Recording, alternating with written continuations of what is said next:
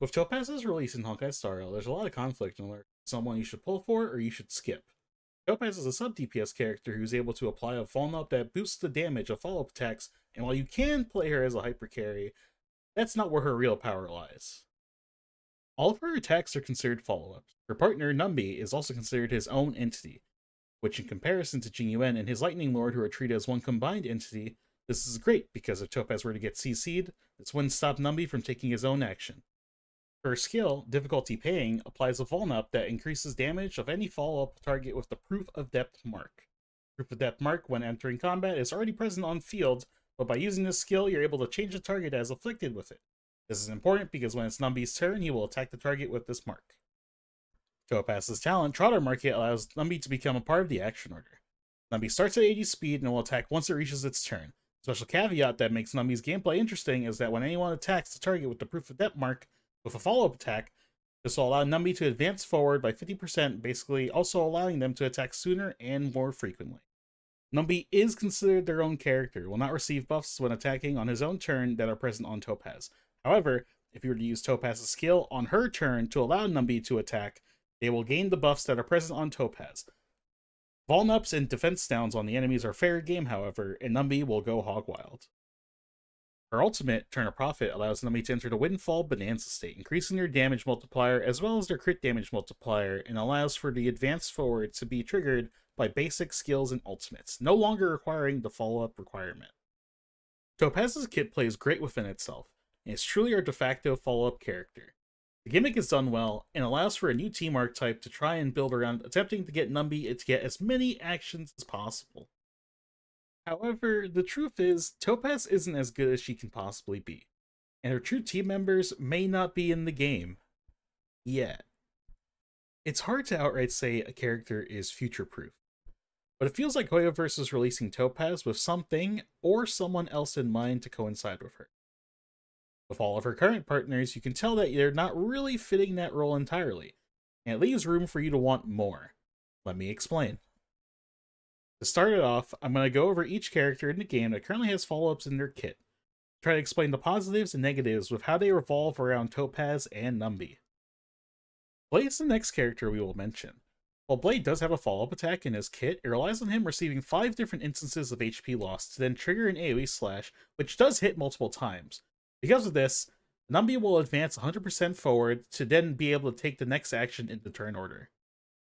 Clara is a great character, and currently she can be considered one of Topaz's best partners. A lot of it is very RNG reliant, and requires Clara to get hit to trigger her counter, which is a follow-up attack.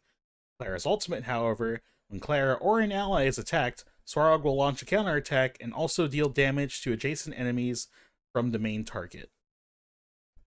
This is great, as it allows for there to be AoE coverage in a Topaz team, while also allowing for a lot of follow-ups to come through. However, in order for Numby to advance forward on the action order, we would need Clara to be able to constantly hit the target with the Proof of Depth mark.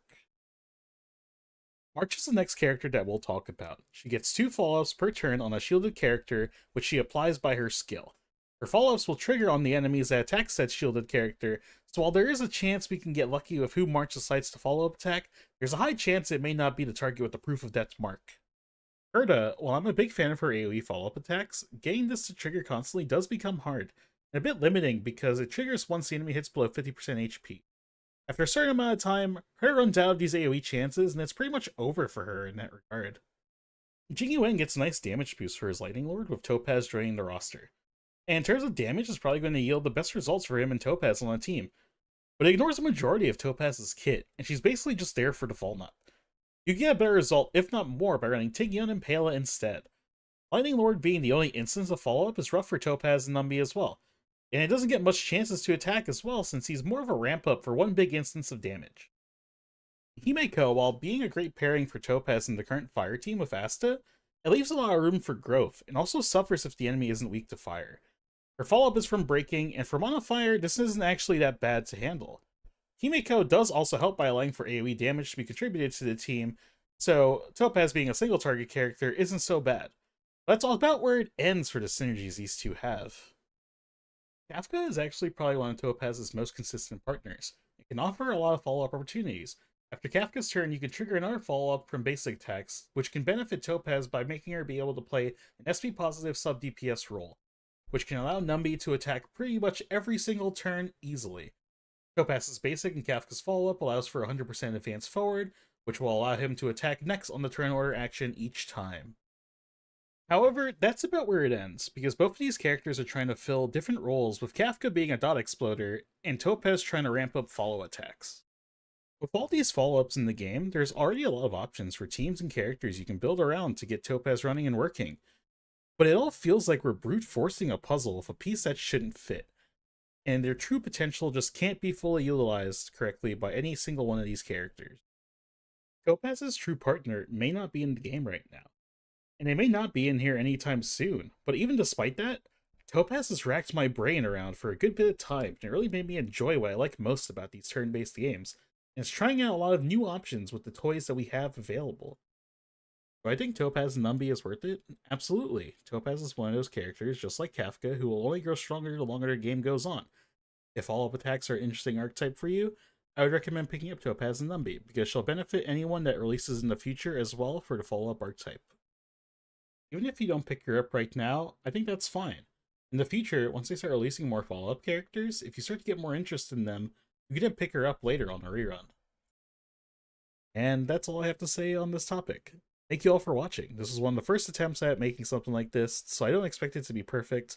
I'd love to hear feedback on what other kinds of things you guys would like to hear about in the future. I hope to see you all again soon. Till next time, peace.